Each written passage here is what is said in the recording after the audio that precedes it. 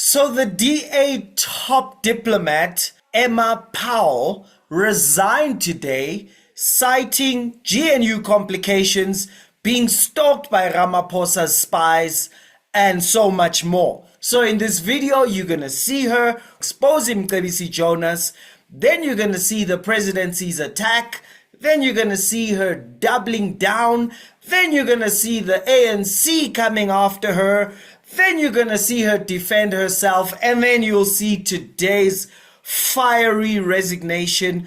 And we're going to look at some of the things that she said in there. And if you stay with me until my biblical reactions, you'll know exactly what's going on and maybe even get a sneak peek into whether your party is going down in 2029 or going up. But one thing we know, South Africa will prosper. You ready? Good. Press like. Let's go. So 2 weeks ago, Emma Louise Powell, the DA spokesperson on international relations, released this statement.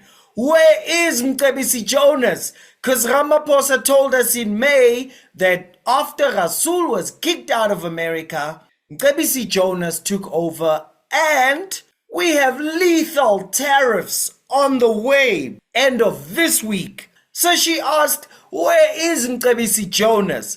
So let's let her read her own statement. More than 90 days have passed since President Ramaphosa appointed Mcebisi Jonas as South Africa's special envoy to the USA.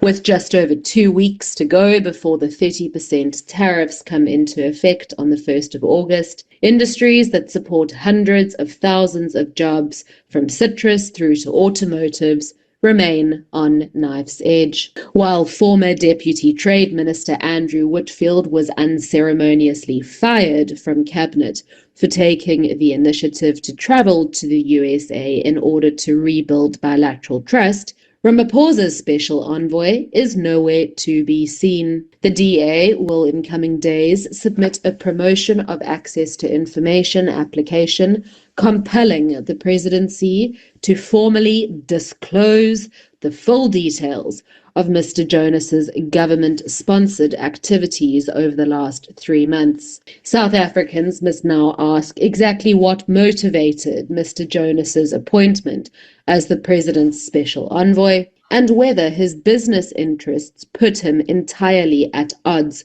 with this mandate. Mcebisi Jonas currently serves as the chairperson of the MTN Group. MTN is embroiled in serious legal action in US courts under the Anti-Terrorism Act. Allegations that MTN offered kickbacks to South African government officials and diplomats to secure support for its Iran cell deal remain rife and are cited in multiple court documents. In light of these grave concerns, the DA calls on the president to urgently provide full details of all engagements, negotiations, and interventions Mr. Jonas has taken to stabilize bilateral relations between South Africa and the USA. If Mr. Jonas is indeed unable to perform his functions as designated by the president, he must urgently be replaced by a suitably qualified interlocutor whose business interests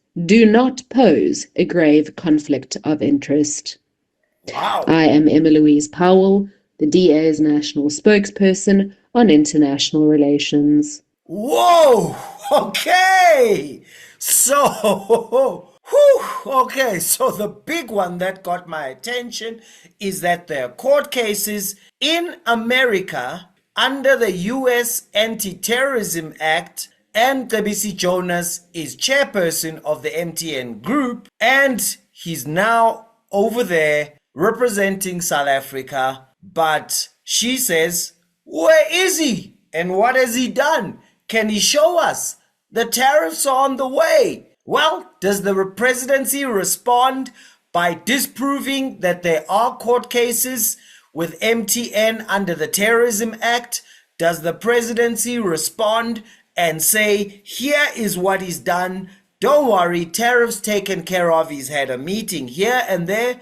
No, the presidency responds and says, "You are harassing my guy." Let me let you hear it in the presidency spokesperson's own words. Listen. The presidency says that it is concerned about the Democratic Alliance's persistent campaign against South Africa's national interest and its posture of trying to embarrass the country since the appointment of Mcebisi Jonas as the presidential special envoy to the United States.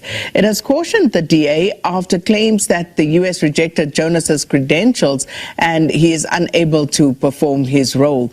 But the presidency says that special envoys don't need to present diplomatic credentials to host countries in the way designated heads of missions or other diplomats do. The presidency has slammed the DA, saying that it is seeking to sensationalize the issue in view of the United States pending trade tariffs announced by U.S. President Donald Trump.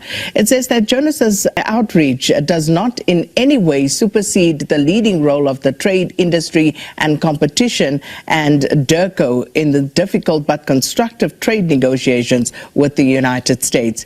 It adds that the DA has positioned itself as part of a right-wing nexus that wants to use a foreign state to effect changes to democratically develop national policies in South Africa. The presidency further says that the party is trying to exploit a critical engagement between South Africa and the U.S. to protest President Ramaphosa's removal of Andrew Whitfield as Trade Deputy Minister. The presidency is concerned about the Democratic Alliance's persistent campaign against South Africa's national interest and its posture of trying to embarrass and belittle our country, and in this specific circumstance, Mr. Jonas. This campaign has its origins in a Democratic Alliance visit to the United States earlier this year to advance an ideological agenda rather than our national interest. Okay, so presidency's long answer does not say Mcebisi Jonas has the documentation, has been accepted. He has attended meetings with the US. Everything's fine. They say right-wing. Right-wing nexus. Then they say lots of gobbledygook about the difference between envoys and blah, blah, blah. Point. They say, you are embarrassing us. So basically, they just cry and roll on the floor. Emma Powell responds. This is what she says. Senior U.S. administration officials in Washington informing us that, in fact, not only had Washington communicated on a number of occasions to government officials and the presidency and ANC members that Mr. Jonas would not be accepted, but in fact, his application for a U.S. diplomatic visa had been denied in May of this year, and that request for official credentialing had also, in fact, been returned and rejected. If I were to ask you for proof in regard to the U.S. rejecting the credentials of Mr. Jonas and add to that the decline in issuing him a diplomatic visa, what proof would you have in regard to this? Because the presidency has just issued a statement. The onus is now on the presidency and potentially on DIRCO to refute our allegations and to provide proof of Mr. Jonas's credentialing and of his diplomatic visa. Now, let's look at it from the perspective of Washington, D.C. If a sitting head of state nominates an official rapporteur or envoy or diplomatic interlocutor to engage in critical negotiations with regards to resolving the current tariff and trade deadlock and some of the non-tariff barriers, that person would need to be officially credentialed by the South African state. Those credentials would need to be accepted by Washington, D.C. in order for the appropriate level dialogues to take place as formal negotiations. Now, my information is impeccable. It has been cross-referenced across two sources. It comes directly from U.S. administration officials in Washington. And I would call on DIRCO and the presidency to provide us proof of the issuance of Mr. Jonas's diplomatic visa credentialing, and at the very least, a schedule of meetings that he has had with officials in Washington, because what we know is that the formal administration have said, we don't want to engage with Mr. Jonas. They haven't provided us, of course, with the reasons for the refusal. I would imagine that they either have to do with the previous historical sentiments that Mr. Jonas had uttered in regards to President Trump, or potentially there's a view that there's a conflict of interest in regards to Mcebisi Jonas serving as the independent non-executive chairperson of MTN that's currently defending litigation in U.S. courts. We don't know what the reason is. Yeah. And I would urge DIRCO and the presidency to refute our allegations with substantive proof and to provide details of the negotiations and the meetings. What we know is that the bottom line is they're not happening. Well, the presidency tonight is cautioning South Africans from taking anything that you say, not just you, but your party, and to treat it as, quote unquote, disinformation. That has serious credibility connotations on your work. How do you respond to that? And what will you do to back up your claims, therefore? Well, I think that it's the presidency that needs to account to the nation. Firstly, his ambassador that was originally appointed, Ibrahim Rasool, was unceremoniously demarched and expelled from the United States. The presidency has, of course, dragged its feet, as is a common course with this current presidency, in appointing a replacement ambassador. We know that there has been no substantive movement in terms of entering into any formal state-to-state negotiations on resolving some of the tariff and non-tariff barriers. We know as an empirical fact that Mr. Jonas was not part of the White House delegation back in May this year. We also know that at the time, the presidency admitted that there had been, quote unquote, some visa issues. On the 10th of June, President Ramaphosa was filmed live on SABC stating that there had indeed been certain, what he described as visa issues, but that Mr. Jonas remained his special envoy. Now, if Mr. Jonas, he's got a wealth of experience behind him. He's a former finance minister. He's a chairperson of a large international telecoms company. I'm sure he's competent and qualified. But if he is indeed engaging, we've got 2 weeks to go until we are hit with 30% tariffs.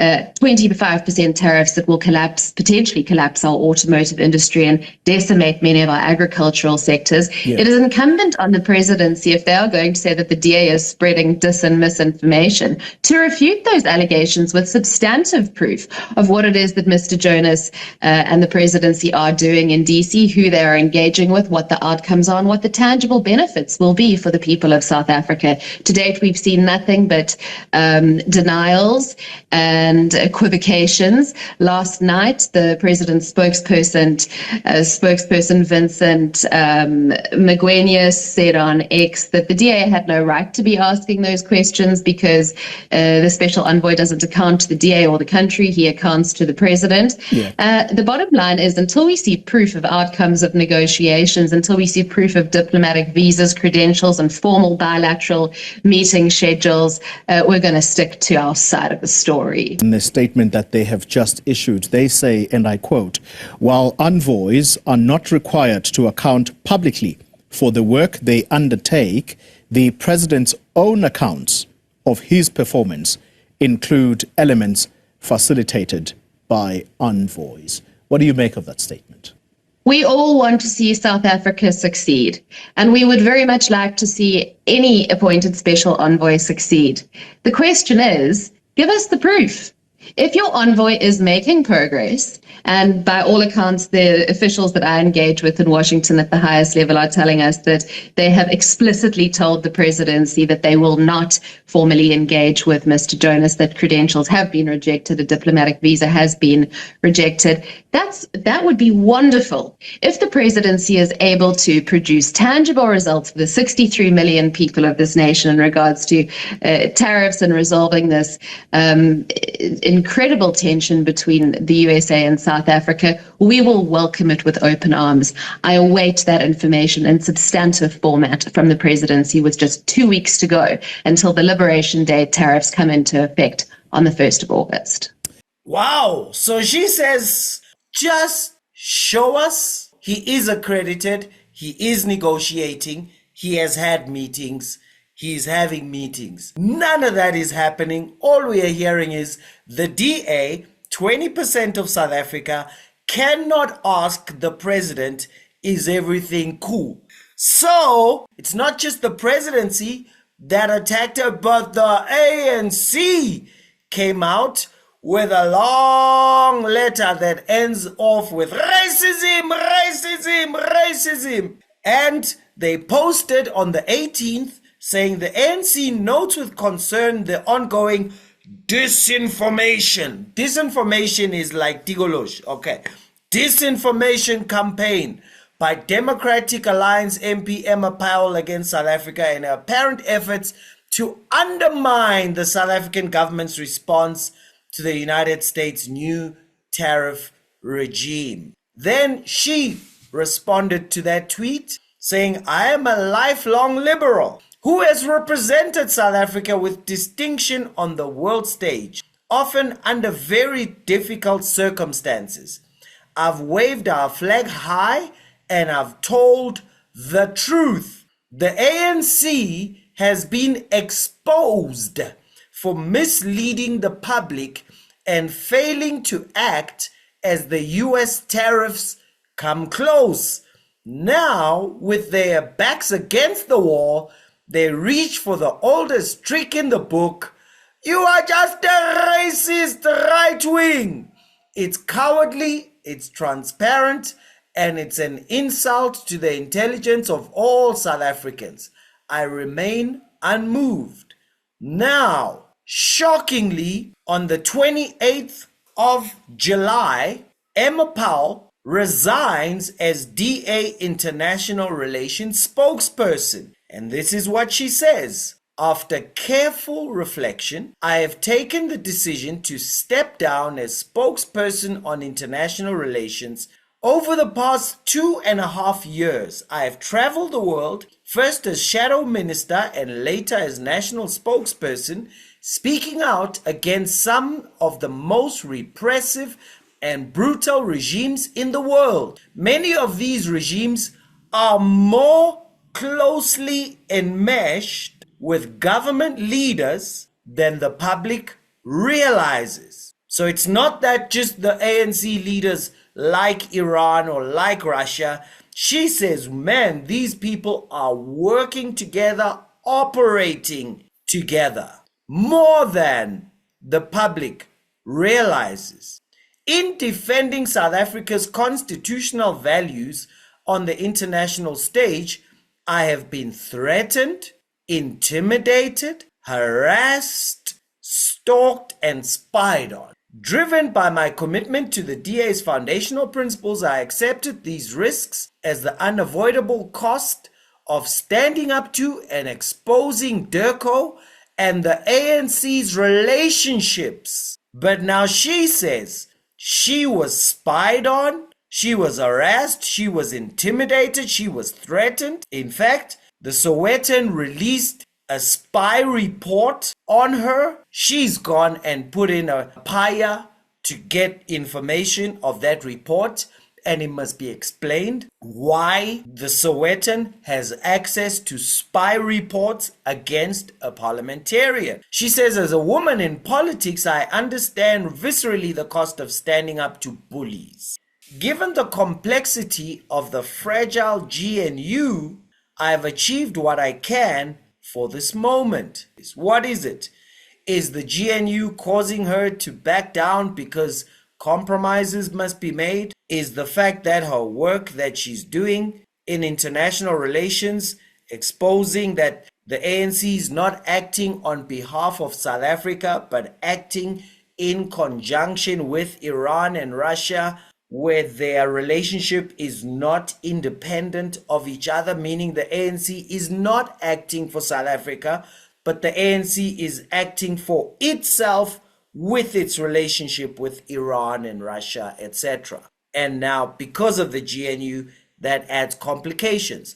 Or is she saying, because I'm in the GNU, I'm being forced to shut up by the DA? Or could she be saying, because of the GNU, let me resign so that I can hit harder just as a parliamentarian? We are still to see. She says we must each do what is possible to tip the world's axis towards freedom. But good leaders know that when it's time to step back to allow others to take over. And she will stay in parliament, and she says the best is yet to come. There we go. She's resigned. And we are still to see what her mention of the GNU really means, but we'll find out in due course. Here's my biblical reaction. The drama that's happening now is because we are dealing with a change in regime from ANC majority party who can run everything to largest party in coalition. But King Joram, he returned to Jezreel to recover from the wounds which the IFP, MK, EFF, etc. inflicted on him in May 2024. So Jehu, think of that as the new governance that's coming in, rode in a chariot and went to Jezreel, Union Buildings, because beaten up ANC was laid down there trying to heal. And Ahaziah, king of Judah, had come down to see Joram. So ANC sitting there with their friends. Now a watchman stood on the tower in Jezreel, saw the company of the new chief in town, which is the new setup, that we are no longer under ANC domination. Someone tells them, look, they're coming. I see a company of men.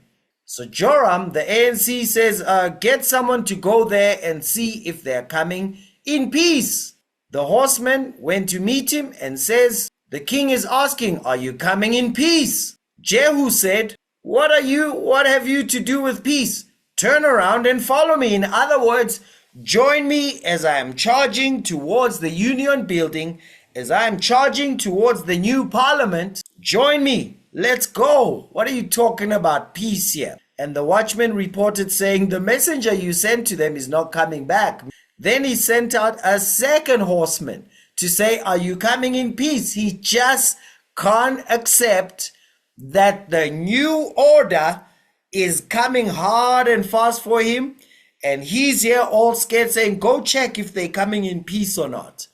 And Jehu answered the new guy, what have you to do with peace? Turn around and follow me. So the watchman reported saying he went up to them and he's not coming back, meaning he's joined them, he's coming after us.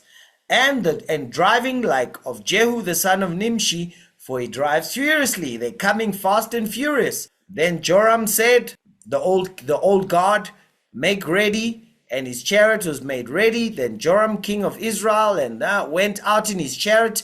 They went out to meet Jehu, the new god, and met him on the property of Jezreelite, on the crime scene, where all the state capture, corruption, all the mess had been happening. Now it happened when Joram saw Jehu, he said, is it peace, Jehu? Are you coming after me? Are you going to put the whole ANC in jail, new god? Are you going to put all the comrades in jail, new government formation? Is it peace? So he answered, what peace? As long as the harlotries of your mother Jezebel and witchcraft are so many. So Joram turned around and fled and said, treachery. Now Jehu drew his bow with full strength and shot Jehoram between his arms, and he died right there and then. This is where we are as a country.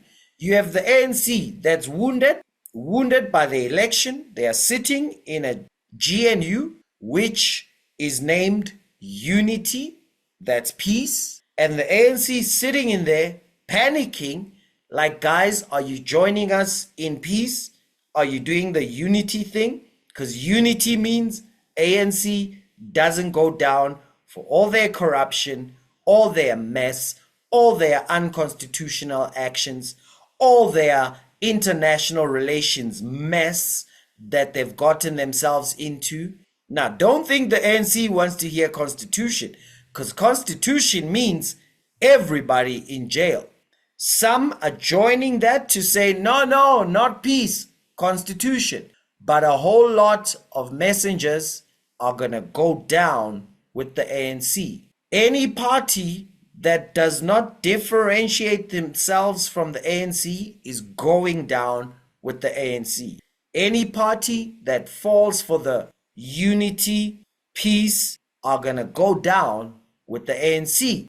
The GNU, as it stands right now, the configuration cannot stand till 2029, because here's what will happen.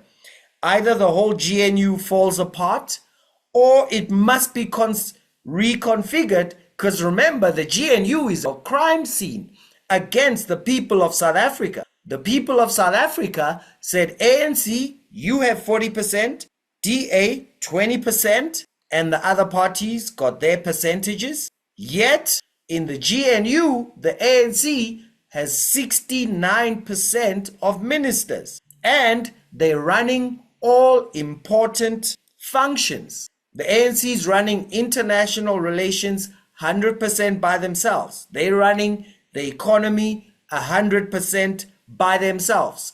This is a crime scene against voters. So this can't last till 2029. And any opportunity that comes, the parties that are on the right side of history are gonna demand a reconfiguration of the sin against voters.